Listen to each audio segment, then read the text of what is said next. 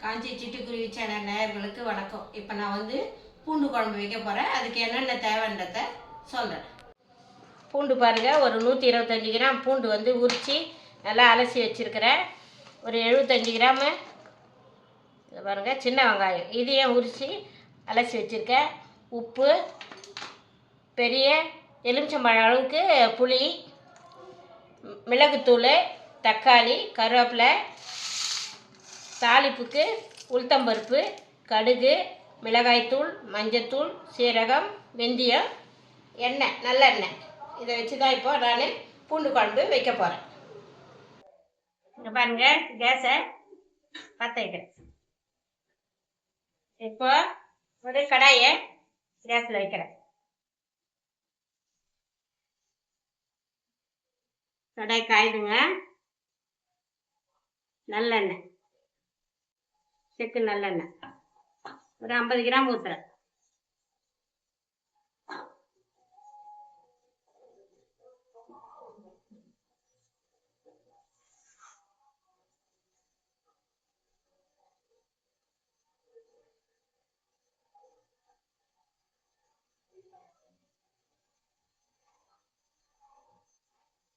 பாருங்க, வெந்தயம் 1/2 ஸ்பூன் போடுறேன்.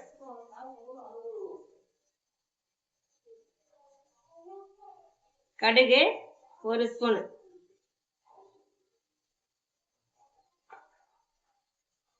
உளுத்தம்பருப்பு சும்மா கொஞ்சம்,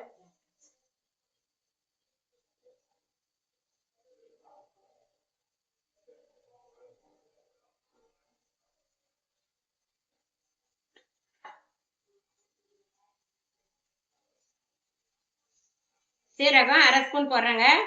பாருங்க, சீரகம் 1/2 ஸ்பூன்.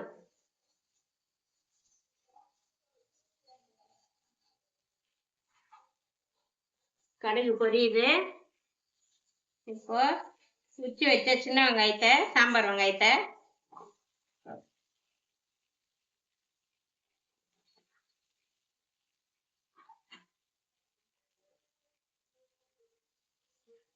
போட்டுட்டு பூண்டையும் போட்டுறேங்க. இங்க பாருங்க பூண்டு எவ்வளோ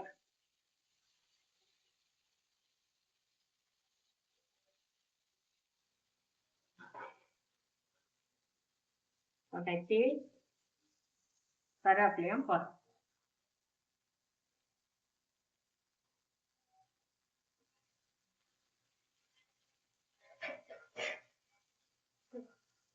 இப்போ தீ கொஞ்சம் கம்மி பண்ணிடுறோம்.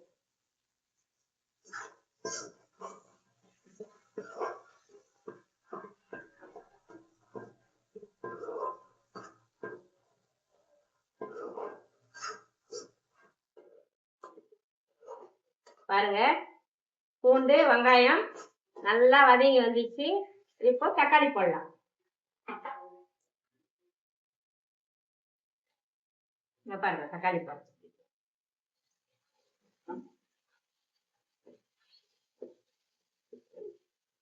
தக்காளி போட்டுட்டு கொஞ்சமா உப்பு போடலாம். எதுக்குன்னா தக்காளி நல்லா குழஞ்சி வேகும், அதுக்காக.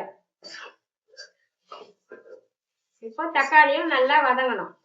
அதுக்குள்ள புளியை கரைச்சி வச்சுக்கிறேங்க. புளியை கரைச்சி வைக்கிறேன் ரெடியா, தக்காளி வதங்கிறதுக்குள்ள.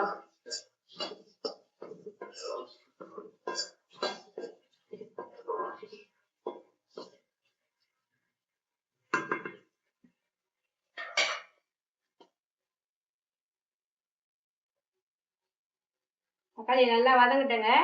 அதுக்குள்ள புளியை கரைச்சி வச்சுக்கலாம்.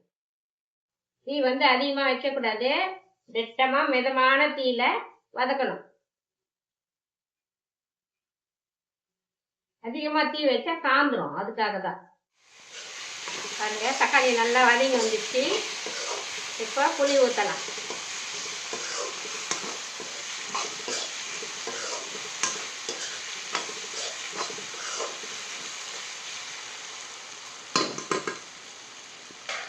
இப்போ கரைச்சிட்டேங்க, புளி ஊற்றுறேன்.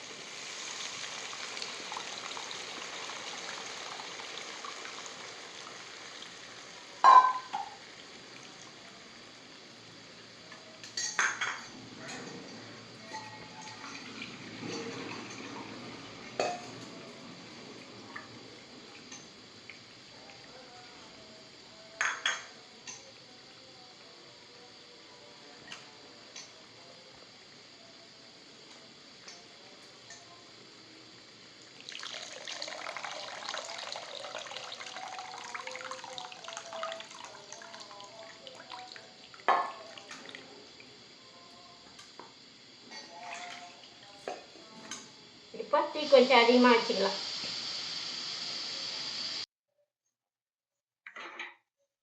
வச்சுட்டு இப்போ குழம்புக்கு தேவையான உப்பு பாருங்கள், நல்லா குழம்புக்கு தேவையான உப்பு போட்டுட்டேன். இப்போ மிளகாய் தூள் போடலாம்.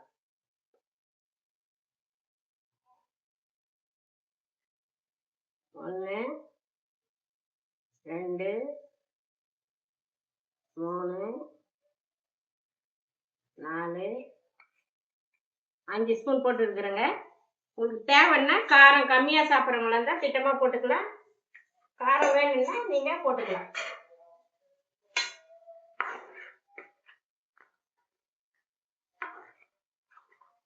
இந்த குழம்பு வந்து பூண்டு குழம்பு வந்து உடம்புல நமக்கு வாயுலாம் சேராது. அதுக்காக தான் இந்த பூண்டு குழம்பு. இந்த பனி நாளில் சளிலாம் சேராது, நல்லது. ஒரு நாளைக்கு பூண்டு குழம்பு அது மாதிரி வச்சு சாப்பிட்ணும். நம்ம ஒரு நாளைக்கு சாம்பார், ஒரு நாளைக்கு பூண்டு குழம்பு, ஒரு நாளைக்கு மிளகு குழம்பு, அது மாதிரி வச்சு சாப்பிட்ணும். கொதிக்கிட்டேங்க. இப்போ கொஞ்சமாக மஞ்சள் போடுறேன். பாருங்க, கொஞ்சமாக மஞ்சள் தூள்.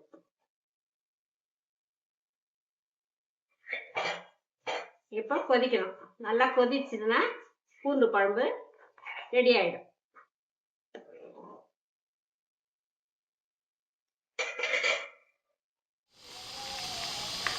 பாருங்க, பூண்டு குழம்பு நல்லா கொச்சி, நல்லா மிளகாத்தூள் வாசனை எல்லாம் அடங்கிச்சு, நல்லா சுண்டி வந்துச்சு. இப்போ திட்டமான பதத்துக்கு, இறக்குற பதத்துக்கு வந்துச்சு. இந்த பாருங்க பூண்டு குழம்பு. இது மாதிரி பனி சீசனில் இந்த மாதிரி பூண்டு குழம்புலாம் நம்ம சாப்பிட்ணும். உடம்பு அப்போ தான் நமக்கு ஆரோக்கியமாக இருக்கும். இப்போ கேஸை ஆஃப் பண்ணிடுறேன். ஆஃப் பண்ணிவிட்டு வேறு பாத்திரத்தில் மாற்றிடுறேங்க. பாருங்கள், பூண்டு குழம்பு நல்லா கொச்சி சுண்டி வந்துச்சு. இப்போ திட்டமான பதத்துக்கு இப்போ மிளகுத்தூள் போட்டு நம்ம குழம்ப வேறு பாத்திரத்தில் மாற்றிடலாம். மிளகுத்தூள் பாருங்கள், வீட்டில் தான் மிளகு பொடி பண்ணேன். சின்ன ஜாரில் ஒரு 1/2 ஸ்பூன் மிளகுத்தூள் போடுறேன்.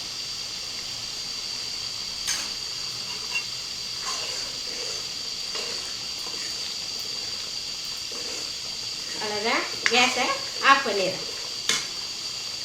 நல்லா கொச்சிச்சு, கேஸ் ஆஃப் பண்ணிடுறேன்.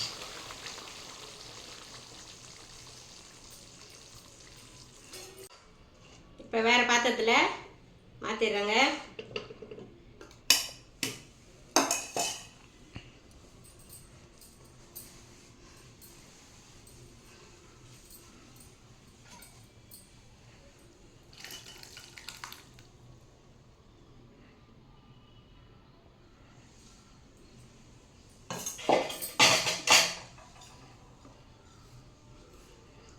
பாருங்கள், பூண்டு குழம்பு ரெடி ஆயிடுச்சு. இதை சாப்பிட்டு பார்த்துட்டு எப்படி இருக்குதுன்னு எனக்கு சொல்லணும். காஞ்சி சிட்டுக்குருவி சேனலுக்கு லைக் பண்ணுங்கள், ஷேர் பண்ணுங்கள், கமெண்ட் பண்ணுங்கள், மறக்காமல் சப்ஸ்கிரைப் பண்ணுங்கள். நன்றி.